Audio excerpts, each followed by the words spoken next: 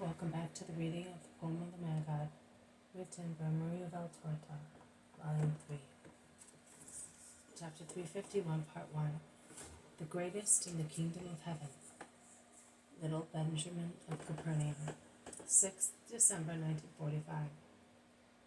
And just when the sky and the lake seemed to be catching fire in the blazing sunset, they come back towards Capernaum. They are happy. They are speaking to one another. Jesus speaks very little, but he smiles. They point out that if the messenger had given more precise information, they could have saved some of the road.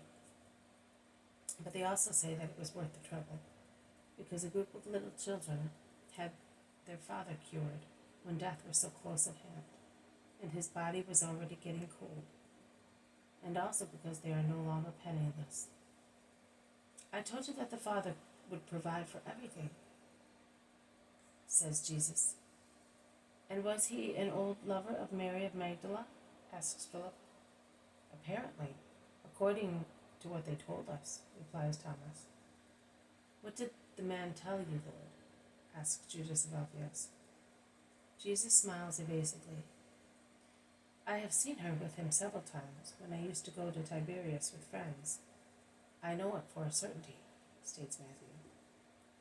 Yes, brother, tell us. Did the man ask you only to be cured or also to be forgiven? Asks James of Alphaeus. What a senseless question. When has the Lord granted a grace without exacting repentance?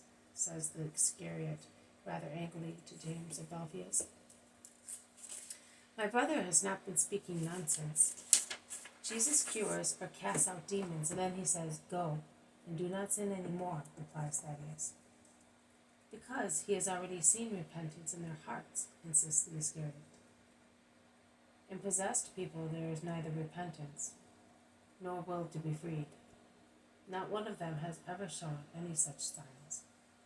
If you go over each case, you will see that they either ran away, or they buried themselves, or they hurled themselves at us in a hostile attitude, or they tried to do both, and they did not succeed only because their relatives held them back, replies Thaddeus.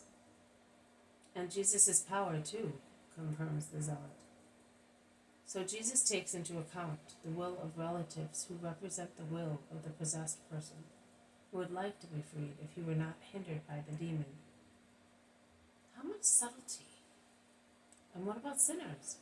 I think he uses the same words, even when they are not possessed, says James of Zebedee.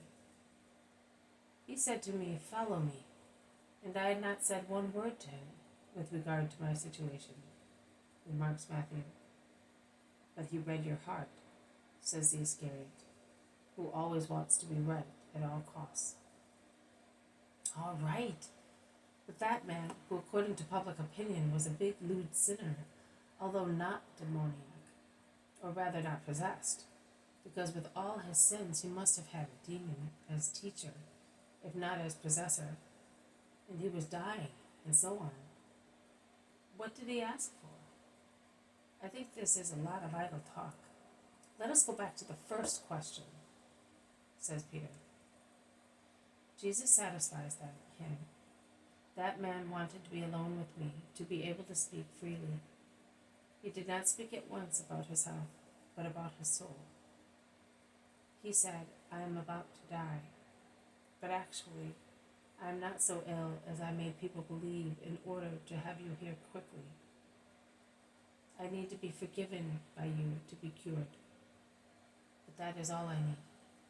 If you do not want to cure me, I will resign myself. I deserved it. It saved my soul. And he confessed his many sins. A nauseating chain of sins, says Jesus. But his face shines with joy. And you are smiling, Master. I am surprised, remarks Bartholomew. Yes, Bartholomew, I am smiling because they no longer exist. And because with his sins I learned also the name of his Redeemer. The apostle was a woman in this case. Your mother? Many of them say. Some say Joanna of Chusa, as he often went to Tiberias. Perhaps he knows her. Jesus shakes his head. So they ask him, "Who was it then?" "Mary of Lazarus," replies Jesus. "Did she come here? Why did she not come to see any of us?" "She did not come.